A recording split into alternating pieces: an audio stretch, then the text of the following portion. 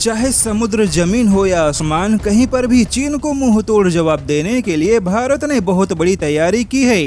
दो मोर्चों पर युद्ध के खतरे को देखते हुए आज भारत के पास केवल गिनती की मिसाइलें नहीं है, बल्कि उन मिसाइलों का अच्छा खासा भंडार भी है। आज भारत के गोला बारूद के उत्पादन की क्षमता में 300% का इजाफा हो चुका है। यानी कि आज भारत ने स्वयं के आयुध उत्पादन की क्षमता को इतना मजबूत बनाया है कि आज हमारी थल सेना को एक नहीं बल्कि दो मोर्चों पर भी युद्ध के समय गोला बारूद की कमी नहीं होगी। हालांकि हमारी नौसेना और हमारी वायुसेना को अभी भी और नए लड़ाकू जहाजों की आवश्यकता है, लेकिन इन सभी तैयारियों के बीच हमारे रक्षा मंत्री ने ऐलान किया है कि अब भारत को हाइब्रिड वॉर में भी सबसे आगे रहना होगा, क्योंकि चीन और पाकिस्तान के साथ अगर पारंपरिक युद्ध होता है तो हाइब्रिड वॉर भी इस युद्ध का मुख्य हिस्सा होगा। लेकिन सवाल यह है कि आखिर हाइब्रिड वॉर है क्या, और क्यों आज के समय में हाइब्रिड वॉर की तैयारी भी उतनी ही आवश्यक है जितना कि पारंपरिक युद्ध की तैयारियां की जाती है।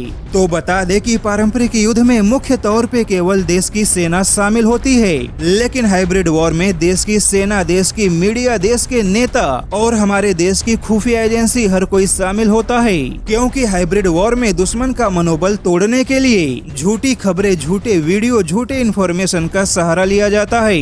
हाइब्रिड वॉर में दुश्मन को आक्रमणकर्ता और खुद को रक्षक की भूमिका में दुनिया के सामने दिखाने के सारे दांव-पेच लगाए जाते हैं। डिप्लोमेसी, फेक न्यूज, कूटनीति, विदेश नीति के जरिए खुद के लिए सहानुभूति और समर्थन दोनों जुटाने के प्रयास किए जाते हैं। यहाँ तक कि अगर युद्ध के मैदान में खुद को छोटा नुकसान भी होता है तो वैश्विक मंच पर उसका बड़ा फायदा कैसे उठाया जाए, दुश्मन पर मनोवैज्ञानिक दबाव कैसे बनाया जाए, यह सब कुछ हाइब्रिड वॉर का हिस्सा है। यहाँ तक कि हाइब्रिड वॉर में दुश्मन देश के प्रति दुनिया भर में नफरत का माहौल पैदा किया जाता है। और जैसा कि भारत ने जितने भी युद्ध किए उसमें हमारी देश की सेना ने दुश्मन को मुंह तोड़ जवाब तो दिया है, और परंपरागत युद्ध में हमारी सेना का कोई मुकाबला नहीं। लेकिन कहीं न कहीं हाइब्रिड वॉर में भारत हमेशा पीछे रहा। किंतु जैसा कि हमारे रक्षा मंत्री ने आदेश दिया है कि अब केवल परंपरागत युद्ध नहीं बल्कि हाइब्रिड वॉर में भी दुश्मन को मुंह तोड़ जवाब देने के लिए हर प्रकार से तैयार रहना होगा। यानी कि पारंपरिक और गैर पारंपरिक हर प्रकार के युद्ध में भारत अपने दुश्मन को धूल चटाने की तैयारी कर चुका है।